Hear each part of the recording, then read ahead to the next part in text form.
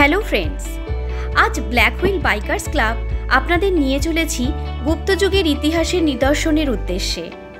আমাদের আজকের গন্তব্য পাত্রা।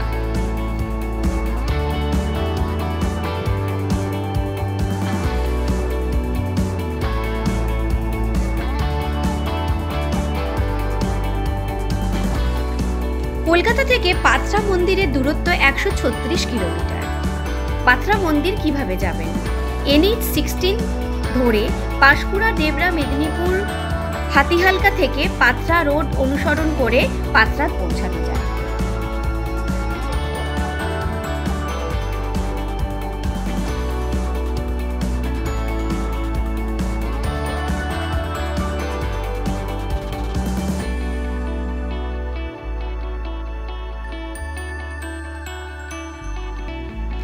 পাত্রা কংসাবতী নদীর তীরে মন্দিরের গ্রাম।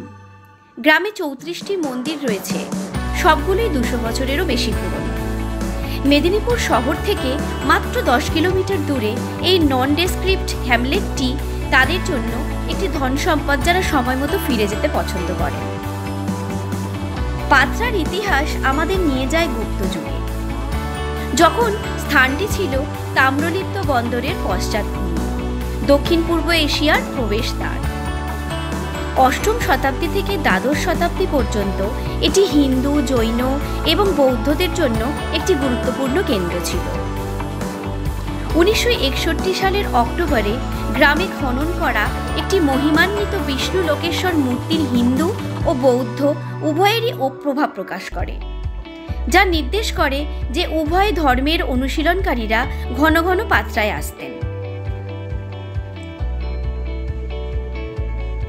1961 সালের অক্টোবরে গ্রামে খনন করা একটি মহিমান্বিত বিষ্ণু লোকেশ্বর মূর্তি হিন্দু ও বৌদ্ধ উভয়েরই প্রভাব প্রকাশ করে, যা নির্দেশ করে যে উভয় ধর্মের অনুশীলনকারীরা ঘন ঘন পাত্রায় আসতেন।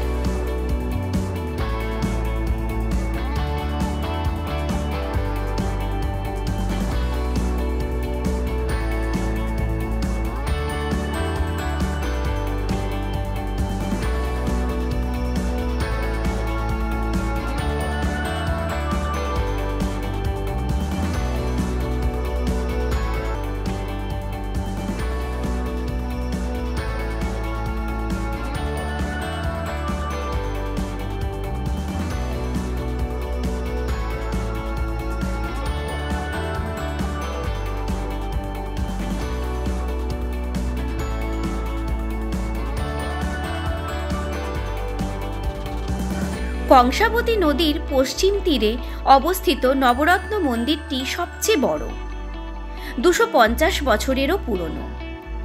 40 ফুট উচ্চ কাঠামোর 9টি টাওয়ার এবং এর দেয়ালে অনেকগুলি পোড়ামাটির নিদর্শন রয়েছে। এরপর ঠিক বিপরীতে 3টি 8চালা মন্দিরের একটি গুচ্ছ এবং শিবালয় নামে একটি ছোট নবরত্ন মন্দির রয়েছে। পোড়ামাটির শিল্পকর্মগুলিও এই মন্দিরগুলিকে শোভিত করে।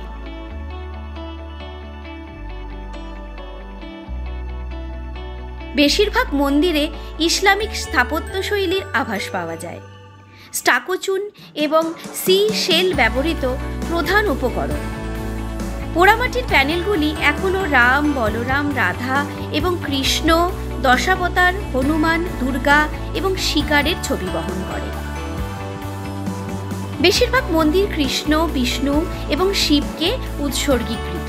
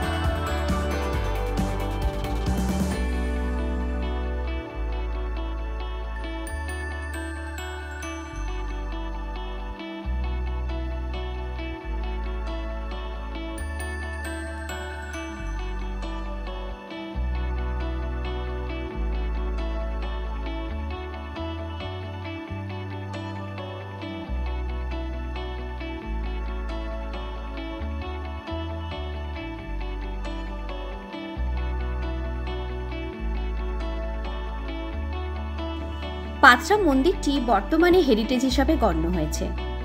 বর্তমানে এটি আর্কিওলজিক্যাল সার্ভে অফ ইন্ডিয়া দ্বারা সংরক্ষিত। আমরা ব্ল্যাক হুইল বাইকার্স ক্লাবের তরফ থেকে আপনাদের অনুরোধ করব পাত্রা ঘুরে আসার জন্য। পাত্রা শহর থেকে খুব কম দূরত্বের মধ্যে একটি খুব সুন্দর মন্দির, যেটি গুপ্ত যুগের চিহ্ন বহন করছে। গুপ্ত যুগের বেশ কিছু ভালো নিদর্শন রয়েছে।